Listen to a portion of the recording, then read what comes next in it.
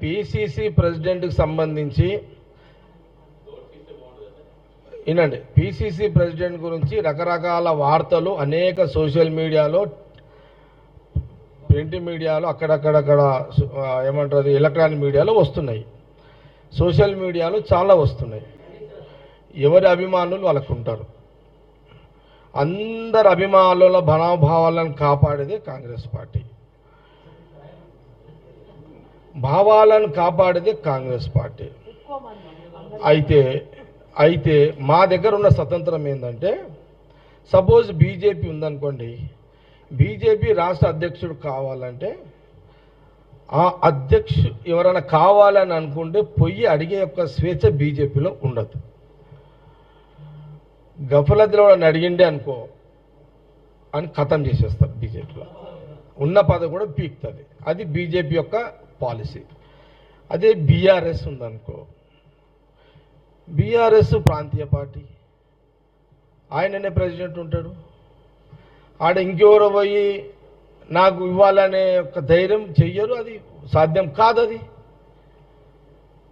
ఒక కాంగ్రెస్ పార్టీలోనే ఎస్సీలు కానీ, బీసీలు కానీ, ఎస్టీలు కానీ, మైనార్టీలు కానీ, రెడ్డిలు కానీ, బీసీలో సమస్త కులాలు ఎవరికైనా ఢిల్లీకి వెళ్ళి రాహుల్ గాంధీ గారి, కేసీ గారితో పాటు మా ఇన్ఛార్జీలకు వాళ్ళు చెప్పుకునే ఒక స్వేచ్ఛ కాంగ్రెస్ పార్టీలో ఉంది. సామాన్య కార్యకర్త నుంచి ఎదిగిన నాయకుడు ఎవరైనా సరే కాంగ్రెస్ పార్టీలో పిసిసి ప్రెసిడెంట్ స్వేచ్ఛ అధికారం ఉంది కాబట్టి నాకు ఇస్తే బాగుంటుంది అని క్లెయిమ్ చేస్తారు. అది కాంగ్రెస్ పార్టీ నాయకత్వం ఇంటది. ఆ స్వతంత్రం కాంగ్రెస్ పార్టీలో ఉంది. మీరు మీడియా కూడా చూడండి, ఎప్పుడైనా బీజేపీ మీడియాలో కిషన్ రెడ్డి గారు లేకపోతే ఇంకెవరైనా కూర్చున్నప్పుడు మీ దగ్గర పిసిసి ఎవరు అని మీరు కిషన్ రెడ్డి గారిని అడిగితే జవాబు చెప్పగలుగుతాడా?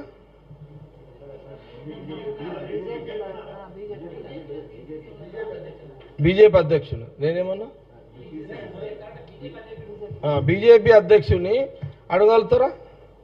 అడిగితే మాట్లాడగలుగుతాడా? మాట్లాడే ధైర్యం ఉంటుందా?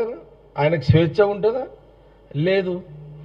అచ్చా, కేసీఆర్ని ఎవరు అడగాలి?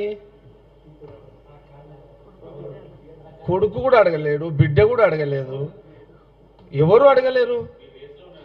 ఒకటి అదే మా సీఎం రేవంత్ రెడ్డి గారు, ఎగ్జాంపుల్ చెప్తున్నా, మా సీఎం పిసిసి రేవంత్ రెడ్డి గారు ఎప్పుడన్నా మీరు ప్రెస్ మీట్లో కూర్చున్నాడు, ఏం సార్ మీ పిసిసి ఎవరంటే మా అధిష్టానం అంటే కోపం తెచ్చుకుంటాడు ఎప్పుడైనా?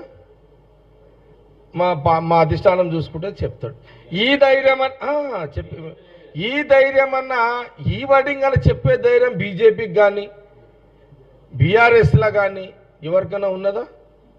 కాబట్టి మీరు అడిగిన దానికి కొంత క్లారిటీ ఇవ్వగలిగిన, మీకు పేర్లతోటి కావాలి అని అనుకున్నప్పుడు నేను, ఎందుకంటే ఈరోజు జవహర్లాల్ నెహ్రూ గారు 16 సంవత్సరాలు జైలు జీవితం గడిపాడు, 17 ఏళ్ళు వారు ప్రధానమంత్రిగా ఉన్నారు, కరెంటు తెచ్చిండు, వ్యవసాయాన్ని అభివృద్ధి చేసిండు, ఎఫ్సిఐ చేసిండు, ఈరోజు 3 పూటల తిండి తింటున్నారు.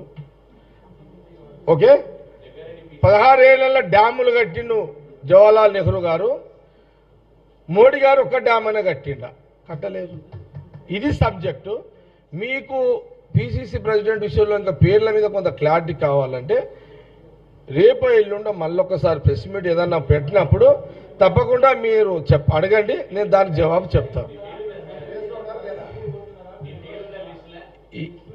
ఈరోజు ప్రాధాన్యత నెహ్రూ గారు వర్ధంతి, వారి చరిత్ర మేము చెప్పుకోవాలి. మా సొంత రాజకీయాలు, మా సొంత వ్యవహారాలకు చర్చ వేదిక ఈ ప్రెస్ మీట్ కాదు.